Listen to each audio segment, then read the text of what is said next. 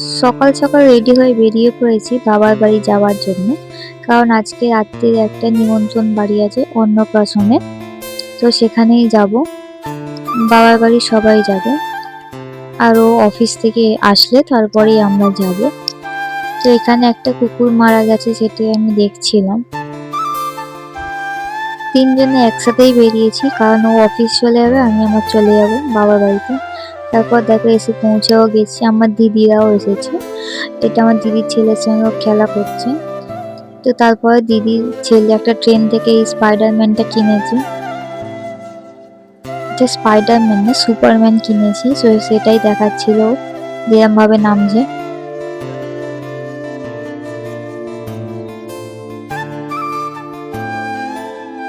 মাম এখানে দেখছে যে ওর দাদা কি করছে, এটা তো আগে দেখেনি কোনোদিন, আর ওই পুঁতুলিটাকে নিয়ে খেয়ে যাচ্ছে।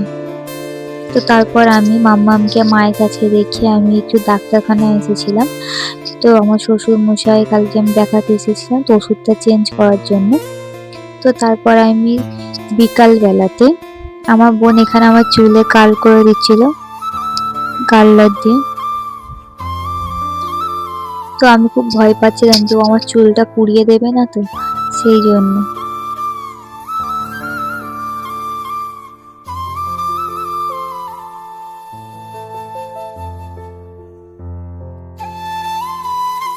আমার বোন আমাকে এই অবস্থা করে দিয়েছে, তোমরা কেউ ভয় পেও না কিন্তু। তো তারপর আমি রেডি হয়ে গেছি, দেখো কেমন লাগছে আমাকে অবশ্যই বলো। রেডি হয়ে বসে আছি, এখন অনেকজনের রেডি হওয়া বাকি আছে। আরে এখানে রাগ করছে কখন যাবে, চলো চলো, সেই জন্য। মাম্মামকে কেমন লাগছে বলো তো। তারপর আমরা বেরিয়েও পড়েছি। দেখো আমার বোন এখন অটোতে উঠে ও মায়ের কোলে বসে আছে, কারণ ওর জায়গা হয়নি সেই জন্য।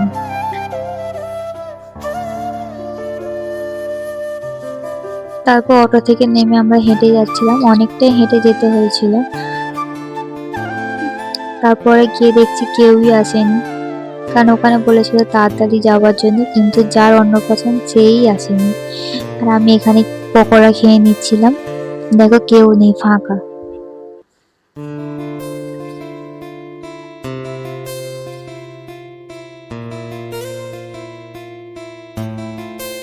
তারপর সব ফাঁকা বলে আমরা এখানে একটু ফটো তুলে নিয়েছিলাম। তো তারপরে এসেছি, দেখো তারপরে এই যে কেক বার করছি, কেক কাটিং হবে। তো তারপর আমরা খেতে চলে গিয়েছিলাম, কারণ রাত্রিও হয়ে গেছিল তাই জন্য। তো তারপর মামা আমার এখানে ঘুম পেয়েছিল, ওকে ঘুম পাড়ানো হচ্ছে, ও তাও ঘুমাবে না। ও সবাইকে দেখবে করবে, তাও ঘুমাবে না। আসার সময় তো ঘুমালোই না, রাত্রি তারপর টোটোতে বসে তারপর ঘুমিয়েছে। দেখো আমরা এখানে খাচ্ছি, আর ও একা একা বসে বসে শসা খাচ্ছে। সবার ফার্স্টেই খেতে বসেছিলাম, কারণ 10টাও বেজে গেছিল, কিন্তু কেউ এখনো খেতেই বসেনি। তার জন্য কিন্তু আমাদের তো বাড়ি আসতে হবে বাচ্চাকে নিয়ে, সেই জন্য আমরা খেতে বসে গেছি। তারপর আমরা বাড়ি চলে এসেছি। তো আমাদের ভিডিওটা কেমন লাগলো অবশ্যই জানিও, কিন্তু ভালো লাগলে সাবস্ক্রাইব করে দিও।